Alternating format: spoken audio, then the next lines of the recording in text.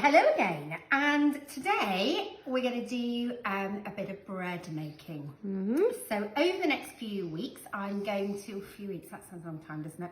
I'm going to show you some more complex breads. So we're going to do ciabatta and focaccia and a nice sort of rolled bread.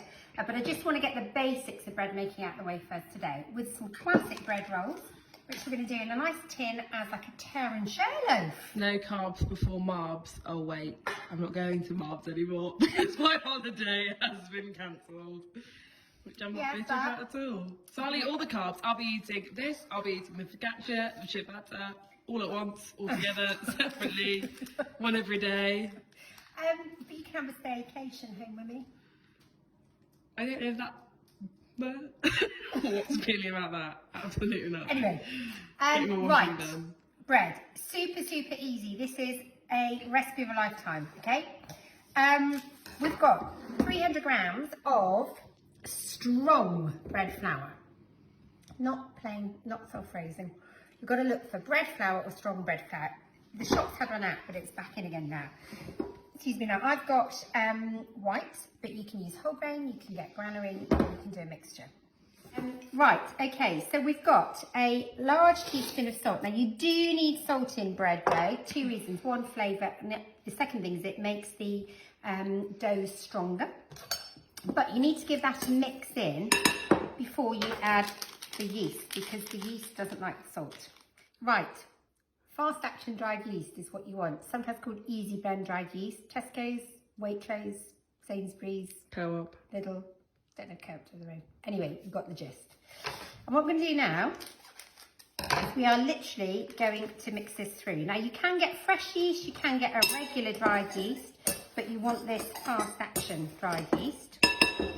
And now we're going to add the water. Now the water needs to be at what we call hand hot.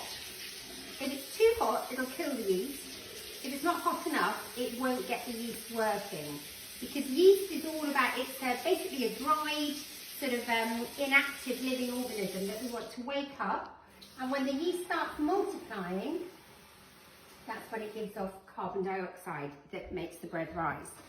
So we want the sort of temperature that you would get into a bath in, hand hot. Have you washed your hands? Yeah, I have, but that is quite warm, but Mum has absolutely scalding bath and sure, showers. People don't want to know about my But I'd say that's just below what you'd want a bath to be, in my personal opinion. But I mean, now I am not going to tell you how much water to put in, because it depends on the temperature of the room, humidity of the atmosphere, even what the weather was like when the crop of wheat was harvested, funnily enough. And what we want is a sticky but not dry use dough. a table knife. Correct. So don't use a spoon for this. Why? Don't get your hands in it, because you get all stuck in the spoon. Okay, you just want a table knife. And keep mixing. You can't add more water when you're kneading it if you think it's too dry. So this is your sort of one hit chance to get enough in. We want this a sticky dough, but not a dough that resembles ready bread or porridge. So we're nearly there. So there's quite a lot of science that goes on in bread making. This strong flour has a lot of what we call gluten, which is a protein in the flour, and that is going to develop as we need it and make it stretch. And while that's happening, the yeast is going to be multiplying and giving off the carbon dioxide, which is going to give the rise. So we're pretty much there now. So you can see it's sort of slightly sticky mixture. And we're just going to put a little bit more flour onto our worktop, but not too much. We don't want to knead in too much flour. Now get some water in that bowl, otherwise it'll be a terror to clean.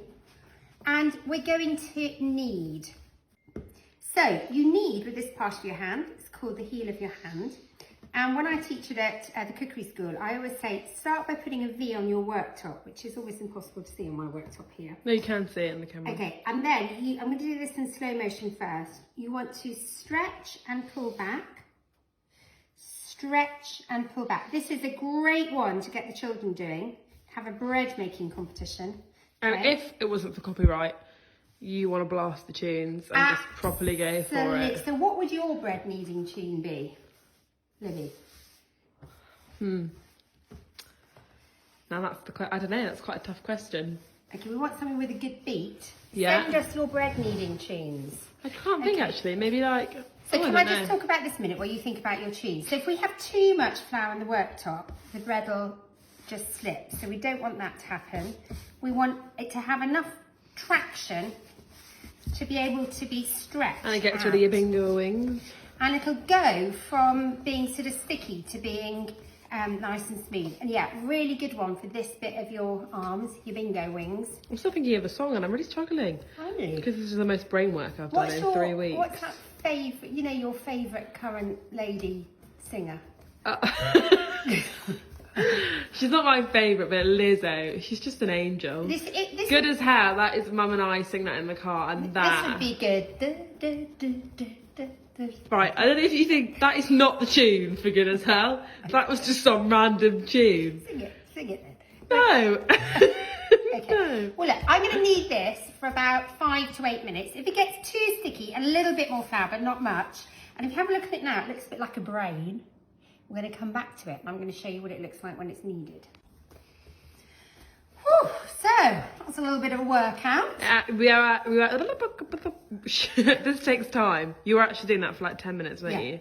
So, I'm going to show you now how you know if it's well kneaded. Number one, it's much smoother than it was before. Secondly, if you found that poke a hole, it'll bounce back by at least a third.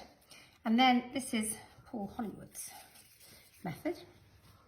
Take a bit of the dough and pull it.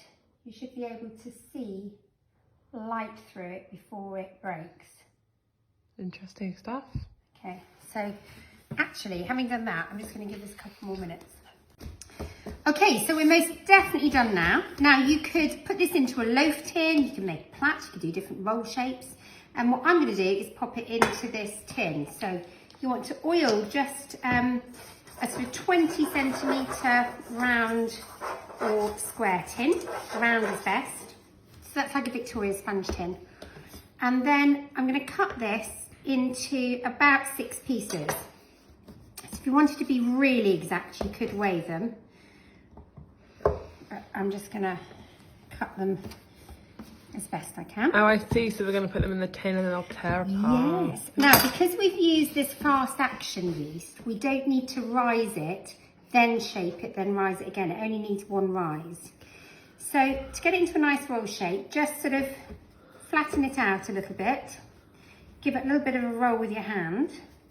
And then you want to pull, going all the way around the bread roll, from the outside in. Beautiful stuff. And reshape it. And we're going to do that for all of these.